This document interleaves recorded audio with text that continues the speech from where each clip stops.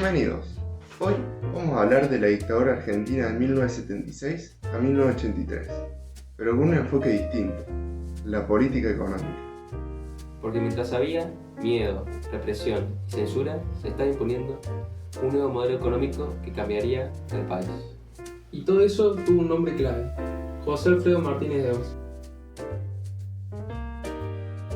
ministro de Economía desde 1976, que también era representante del liberalismo económico ortodoxo y estaba muy relacionado con los organismos y centros financieros internacionales.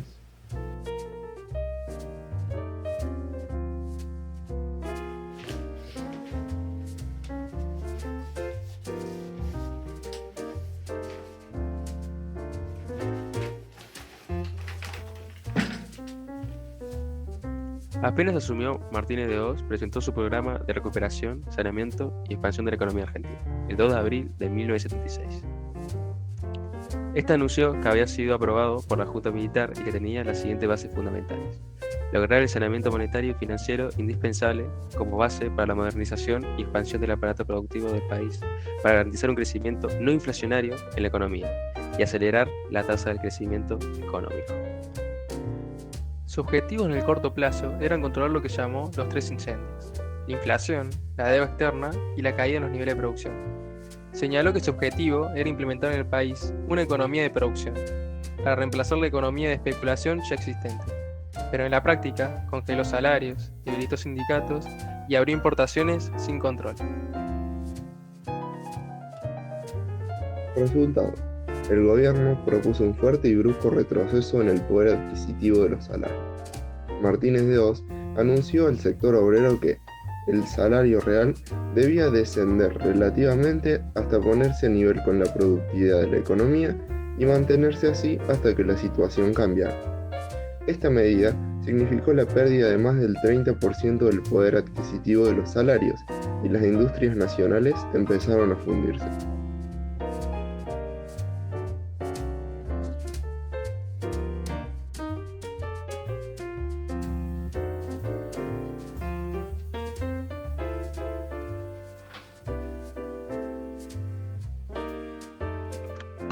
En 1977 llegó la reforma financiera. El 1 de junio de 1977, Martínez de Oz anunció una reforma financiera que significó la completa liberación del mercado financiero. La nueva ley autorizaba un mercado libre del dinero, en el que las tasas de interés se definían a través de la oferta y la demanda. Esto permitió que bancos y financieras pusieran tasas de interés altísimas. Eso generó un festival de especulación. Era más negocio dejar la plata en un banco que invertir en producción. Así, muchas empresas se endeudaron y miles tuvieron que cerrar.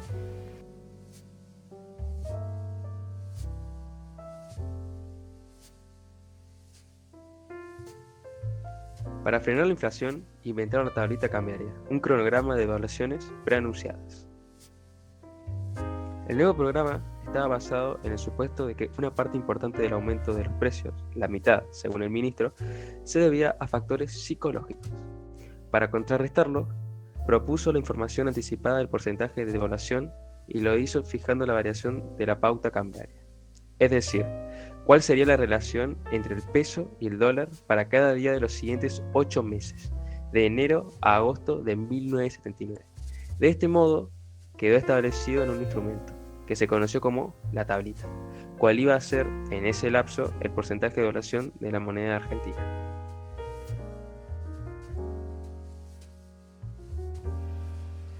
Sin embargo, en ese periodo, la inflación terminó aumentando mucho más que la devaluación programada. De este modo, el peso siguió sobrevaluado y el retraso de la paridad cambiaria terminó afectando al sector exportador.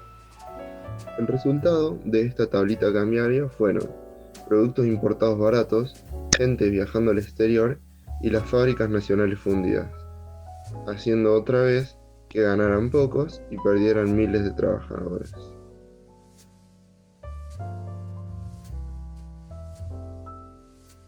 Entre 1976 y 1983, la deuda externa pasó de 7.800 millones a más de 45.000 millones de dólares.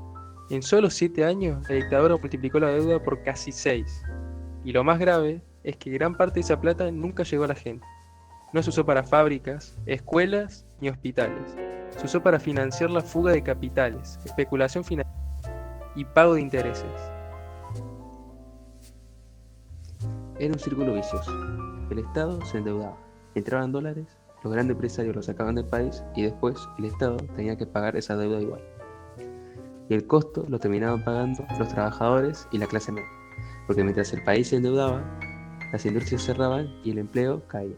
En los 70 se destruyeron miles de puestos de trabajo por las importaciones baratas y la apertura económica. Entonces, la deuda se ese modelo que beneficiaba a unos pocos. Entonces, la deuda servía para sostener ese modelo que beneficiaba a unos pocos. Y en 1982, cuando el dólar se disparó, muchas empresas privadas no pudieron pagar lo que debían. En palabras simples, los que ganaron en la dictadura privatizaron las ganancias y socializaron las pérdidas. Ellos se salvaron y el país se hundió en la deuda.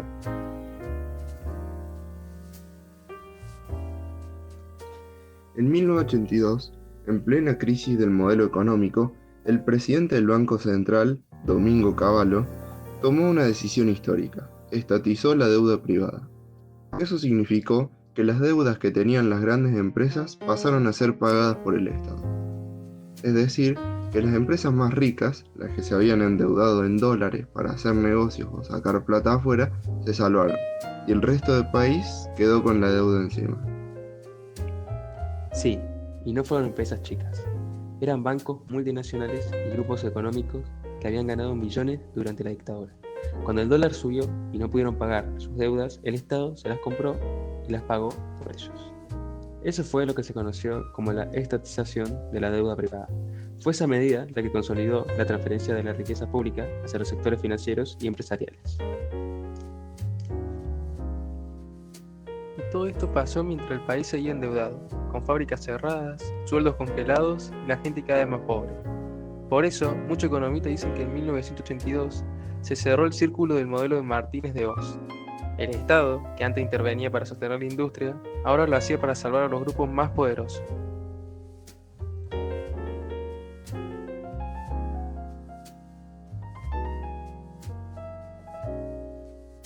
Entre 1976 y 1980, los salarios reales cayeron más de un 30%. Eso significa que, aunque la gente cobraba lo mismo, o incluso un poco más, podía comprar muchísimo menos. El poder adquisitivo se desplomó. Miles de pequeñas y medianas empresas cerraron. Muchas fábricas familiares no pudieron competir con los productos importados que entraban baratos y tuvieron que despedir trabajadores o directamente cerrar sus puertas. Y ahí es donde entra en juego la represión. No fue solo política, fue también económica. Los sindicatos fueron intervenidos, las huelgas prohibidas y los delegados perseguidos o desaparecidos. Era una forma de disciplinar a los trabajadores, meter miedo para que nadie se organizara ni reclamara derechos. Y así fue como la represión fue también una herramienta para imponer el nuevo modelo económico. Si el miedo domina, nadie protesta. Y así podían bajar salarios, eliminar convenios e ir sin resistencia. En el fondo, ese modelo necesitaba silencio, no solo el silencio de la censura, sino el silencio del hambre y del miedo. Mientras unos pocos se enriquecían, la mayoría perdía sus derechos laborales y su voz. Por eso, cuando se habla de dictadura, no se puede separar la represión de la economía. Las dos cosas estaban unidas. El terrorismo de Estado sirvió para imponer un sistema económico que concentró la riqueza y destruyó la organización social.